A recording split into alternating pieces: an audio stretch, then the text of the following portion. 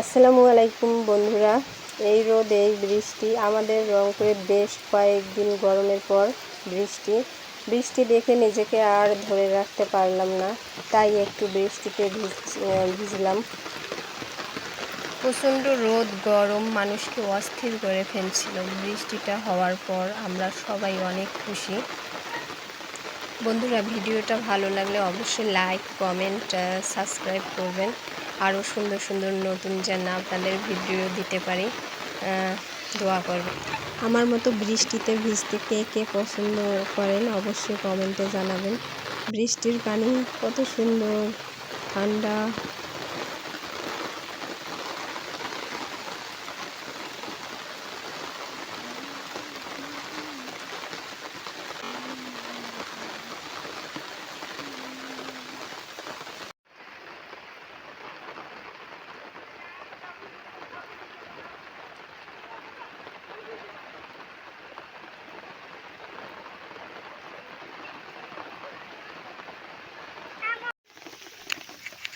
বৃষ্টির আগে রোদ আর গরমে আমরা কি কি করলাম চলেন আপনাদের দেখাই। ঠাডা পড়া রোদ আর গরম। এই ঠাডা পড়া রোদ আর গরমে আমরা ধান শুকানো, পোয়াল শুকানো, ভুট্টা সব কিছু নেই করছি। আল্লাহর রহমত, একটু কষ্ট হয়েছে, রোদ আর গরম ছিল প্রচুর, তারপরেও আমাদের কাজগুলো সুন্দরভাবে আমরা করতে পারছি। কিছুদিন পর আবার বৃষ্টি হলো, ভালো লাগলো। আল্লাহ পাক যা করেন ভালোর জন্যই করেন। এই রোদও দিছে, বৃষ্টি, গরম সবগুলো নিয়েই ভালো, কোনোটার দিকও খারাপ না। মানুষের অনেক উপকার হয় কাজের জন্য।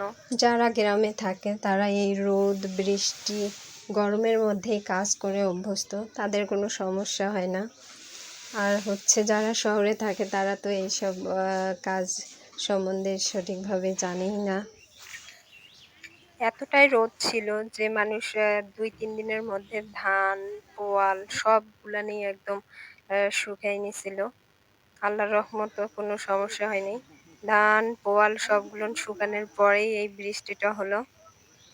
আল্লাহ যা করেন ভালোর জন্যই করেন। গ্রামে পুরুষ মহিলা সবাই সমান তালেই কাজ করেন, কেউ কম না কেউ বেশিও না।